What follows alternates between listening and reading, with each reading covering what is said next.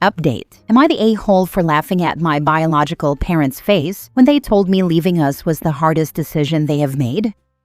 Original post. Our family has an interesting story. My bio mother's side and bio father's side have two marriages between the families.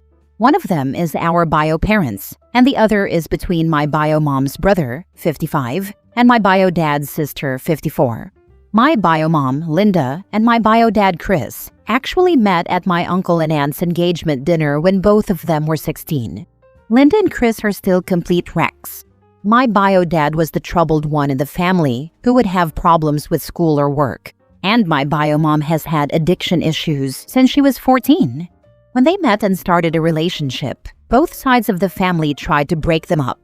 They even sent them to different countries, but they stole the equivalent of 50,000 USD from their families, managed to reunite, and ran away when they were 19.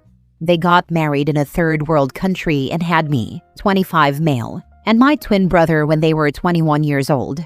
They thought we were deadweights, so they left us in the hospital and went to another country. Luckily, they had checked into the hospital with their passports, so the hospital contacted the embassy, which then found our grandparents. Our grandparents brought us back home, and we have been raised by our uncle and aunt ever since. We call them mom and dad.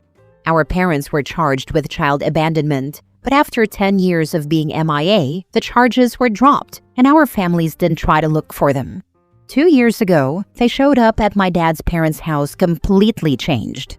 It turns out they had finished their education, gotten stable jobs in that country, started mental health treatment, and had been sober for 9 years. They had basically put themselves together. For the first 6 months, they only saw their parents in public places. Then they were eventually accepted back into the family homes. A year later, they met with us when we were 24. My twin brother and I started to have a relationship with them, and we are somewhat cordial right now. Last week, the topic of our abandonment came up, and Linda said it was the hardest choice they had ever made. I started to laugh uncontrollably at that. When they asked why, I told them they had multiple opportunities to come back and didn't. I said our families were right not to trust them, that everyone would always keep an eye on them, and they should accept this at this point. Linda started to cry, and they left shortly after. All of the family except my brother think I am being too cruel and that I should apologize, but I think they needed to hear the unfiltered truth. Am I the a-hole? Now for the top comments before reading the update. Not the a-hole. They abandoned you in a foreign hospital. If they'd left you with your family and then tried making something of themselves, it would be forgivable. I don't think what they did is. It is a miracle that they checked in with their passports, and even though it was a third world country, Sri Lanka, the doctors and nurses had compassion and tried to find our families, and the country actually had a good healthcare system, so it wasn't hard to find our family. Look, it would be different, not totally free of problems and faults, if they had left you at your grandparents or at your now mom and dad, aunt and uncle, but they left you at the hospital. There was a high chance their intention was to never look at you again. She may regret it for real in hindsight, that's understandable. But you know, the dildo of consequences. Not the a-hole, but it depends on what kind of relationship you want with them going forward. This will limit a relationship, but you may not care anyway. The rest of the family wants a restored relationship. I wouldn't even trust a penny to either of them, so if they are not okay with it, they can leave. I honestly don't know what my family wants from them. The idea of a perfect family. My family has spent decades trying to get people who never got along to get along. Oh, I see. I mean, I understand the reason why my grandparents keep an eye on them, because they are their children, and they've failed to keep them safe and raise them appropriately. But I don't understand why the extended family members and adopted parents care about their feelings. Honestly, I would have said good riddance. Now for the update. So, I made a post here about a month ago regarding my birth parents. I would like to thank each and every one of you who gave thought and time to comment on that post. Some things have happened since then. First, my bio mom and bio dad are not allowed to contact me unless they want to go to jail. A good friend of mine from high school is a lawyer, and he advised me to prepare a cease and desist letter. My main language is not English, but this is the closest term Google Translate gave me in legal terms. He did it for me free of charge because he said, that's what good friends do. My brother is sad that I am not even entertaining the idea of a relationship, but he says it's okay and that he understands. He just sees them from a different perspective, the same perspective he has when looking after patients he cares for. My mother and father weren't happy about the cease and desist and accused me of being cruel and heartless. They said I was the embodiment of a demon and told me they would cut contact with me if I ever put this plan into action. I said, well, consider this our last talk then, and left their house. I live in my own apartment that my grandparents gave me as a birthday present on my 18th birthday. So no worries, it's in my name and no one can touch it. We haven't spoken a word since, and I doubt this will change in the foreseeable future. My parents are too forgiving, and ever since childhood, I have been told I am too vindictive, and that still continues.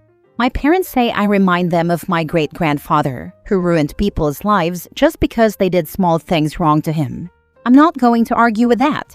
My grandparents, though, have understood my perspective, and they said they will respect my boundaries.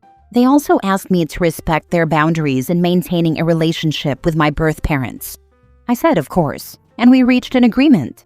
I still love them very much and feel lucky to have compassionate parental figures who can understand where I am coming from. Other extended family members are divided. Most of them think I am cruel and no longer want to have a relationship with me, other than being civil when we see each other, while some still want to preserve the relationship we have. I can live with this. I am also back in therapy. Thanks to my brother, he arranged a session with a therapist and an appointment with a psychiatrist at his hospital. So I am currently back in therapy and have started using antidepressants. It doesn't solve all the problems, but it helps. As for me, my life continues as if my birth parents never showed up. I go to work, spend some me time on the weekends, hang out with my friends whenever I can find the time, and visit my grandparents once every 2 weeks. They live next door to each other. My brother is my next-door neighbor, so we eat most dinners together when he is not on night shifts. On those nights, I usually find someone to spend some time with. So, missing info. What happened that caused a cease and desist or restraining order to be issued? It was a preventative thing. My lawyer friend said they would continue to pester me or even ambush me at my house, so I took this initiative as a primary prevention. Due to the nature of the previous case, by our country's law, I can ask for a cease and desist letter, but that is not a restraining order. It is just a warning letter against them saying if you ever come close to me, I will accept that as an assault, and I will act according to that. Not the a-hole. The majority of your family sounds toxic. I'm glad you're in therapy and getting the help you need. And I'm glad you have gone no contact with everyone harassing you and calling you names. You are not a demon by any stretch of the imagination. You are not to blame for other people's bad behavior. And when you react to protect yourself from that behavior, you are not wrong. I'm sorry your parents and bio parents are both ignorant and hateful. Reading the first post, I wondered what the family was like if the bio mom got into drugs at 14 and the bio dad had problems as a teenager too. Figured there was probably some toxicity in the first place, and after reading the rest of the family's reaction to OP not wanting anything to do with the adults who literally abandoned them in another country without even trying to contact back home, I feel firm in my stance that OP's family sucks. My family comes from somewhat of a noble lineage in our country, and everything is about appearances and how we are perceived from the outside. Abandoning outcasts is something they are familiar with. So yes, they are toxic, and the concept of a remittance man is a thing in our family. My bio dad and bio mom are not innocent here. Their parents, my grandparents, pushed every button they could to make things right, medically and emotionally. But my bio dad is a diagnosed borderline, and my mother is type 1 bipolar, diagnosed very early at age 13. I am also diagnosed with medication-resistant depression. I had TMS when I was 18. So mental health disorders are genetically rampant in our family. My brother is also type 1 bipolar. Our grandparents tried to change a lot of things in our families, but their siblings wanted things to stay the same, so it didn't work. However, they raised me and my brother according to their ethical code, so they are the ones we look up to. Our parents, unfortunately, were heavily influenced by their aunts and uncles. Next story. Update. Am I the a-hole for refusing to invite my parents to my wedding after 14 years of no contact? Original post. I have been no contact with my parents for 14 years. The story behind it is long and boring, but I will simplify it. My parents divorced when I was 14 after my dad caught my mom cheating, and the divorce was extremely messy and hostile. The only thing they had in common was that they didn't want anything to do with me. I never understood why, and they never told me, so I went to stay with my grandparents. I tried for a year, but my parents completely ignored me, so I cut contact with them. Skip forward to a few days ago, and somehow they showed up again for my wedding. I'm getting married in 4 days, and I'm already stressed about the big day because everything must be perfect, and they decided to barge in out of the blue. For my wedding, I obviously invited my grandparents, my aunt and uncle, my cousin and her 2 little daughters, and my friends. So everyone, but not them, and they decided to step in a week before the wedding, not asking, but pretending they could be there just for some photos. This is the most ridiculous part. They don't even want to be there for the whole ceremony or the entire day, just for the photos, and then they would leave. I obviously ignored their texts and calls because there is no reason I would even think about having them at my special day. But here's the thing. My family knows my parents were completely absent until now. Yet, according to them, this is their way of trying to make amends and ask for forgiveness. I obviously don't believe this nonsense because to me it's very simple. They just want to show up for the image of the perfect family and then disappear. But of course, I am not in the mood for any drama or nonsense right now. My fiancé, my friends, and most of all my grandparents are on my side. They keep reminding me that my parents never showed up for me in 14 years, and that they are only doing this now for appearances. But there's still that little part of me, the part that spent years crying because I miss them, that has no answers about why they completely ignored me after the divorce. So, as crazy as it might sound, they actually succeeded in planting a bit of doubt in my mind. Rationally, I know I shouldn't cave, but that small part of the abandoned kid in me wants closure and answers. So, am I the a-hole? Should I give them a chance? Or should I ignore them like I have for the past 14 years? Now for the comments before reading the update. Not the a-hole, hire security. Definitely hire security. And send them a message in writing that they are not welcome at your wedding or any events you will be present at, and that you will have security remove them if they show up. Tell them that if they ever hope to speak to you again, they will stay away from you and your wedding.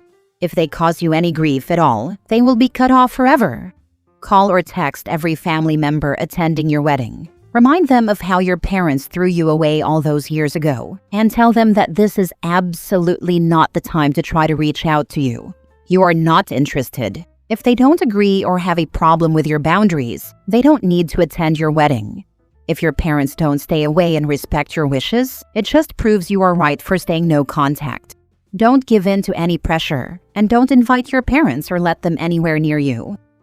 If they cause you any grief at all, they will be cut off forever. They could read from that line that there would be a chance at reconciliation if they managed to not cause any grief. I'd recommend that OP paraphrase the last words I ever said to my own father instead. My parents died 14 years ago. I don't know who the hell you two are. Now for the update. I will start by saying that my parents will not be coming to my wedding. I came to this decision after talking a lot with my grandparents, and they finally convinced me to open my eyes and not let that little kid who wants his parents back take control. I had a pretty bad argument with my parents, and honestly, I thought I would feel bad or have some remorse, but I don't. They even tried the pathetic move of getting my fiancé to talk sense into me, but she already knew everything, so she simply told them to go to hell. I paid a bit more for extra security since I'm getting married in 2 days, and I don't want any scenes, drama, or problems. Right now, I just hope my parents don't try anything crazy on my wedding day, but I guess I'll wait and see. Last story. Am I the a-hole for asking mother-in-law for house key back? My partner's parents have a key to our house for emergency situations only. I've recently had a baby, 3 weeks postpartum, and my mother-in-law just keeps coming over and letting herself in, usually when I'm relaxing in bed with my baby. I finally snapped yesterday. My partner is back at work now, and I went for a sleep. The baby was asleep next to me in the crib. Mother-in-law let herself in once again, snuck upstairs, took my baby out of the crib, and took him downstairs while I slept. I ended up waking up in a total panic a couple of hours later because he'd usually cry for a feed which wakes me. I breastfeed. I leaned over and saw he wasn't there and completely freaked out. I rushed downstairs where I saw the living room door closed and heard him crying. I threw open the door and my mother-in-law was just sitting there with him. She casually smiled and said, "Someone's grumpy today." And I was like, "He's not grumpy. He should have had his feed over an hour ago." I took him from her and headed back upstairs. She tried to follow, and I just snapped and asked her to leave. She looked at me all confused and irritated, and before she could say anything, I just said, "Please, put our house key on the side table and leave." She did, and later that day, she must have called my partner while he was at work, because when he got home, he brought it up. He wasn't mad though, and he did understand, which was a relief, but he said his mom is really upset. I just responded with, "She can't just show up here and let herself in. It's pissing me off." He said, "I know, I get it. I do. Just know she doesn't mean any harm. But I agree with you." I told him the fact she doesn't mean any harm is not the point. It's intrusive, and I don't care that she's upset right now. Am I the a-hole? You're definitely not the a-hole. I'd change the locks because you'll never know if she made copies of your keys or not. Make sure your husband starts setting clear boundaries with his mom. This is the solution. Change the locks and turn off your doorbell during nap time. Put latches on the doors. Then it doesn't matter if she has a copy and it will help when baby starts toddling. Intent doesn't trump the actual outcome. She overstepped, exercised zero self-control, or worse, felt entitled to behave that way. She should be upset. She should be upset that she upset a freshly postpartum mother and made her panic when she couldn't find her baby. That's a terrible thing to do to a new mother. I wouldn't ever apologize for what I said to her either. You weren't rude and she was an uninvited intruder at that point. Not the a-hole, and don't let anyone make you doubt it. This is it exactly, 100%. My monster-in-law did the same thing and laughed that she made me panic thinking my baby was kidnapped. That was only the start of her shenanigans. She trampled boundaries everywhere. We had to go no contact with her for 4 years. No contact ended because my father-in-law was diagnosed with and subsequently died from cancer. He and I got on great, another thing she disliked. She has started pushing boundaries again, but I have a shiny spine and my husband doesn't take crap from her anymore.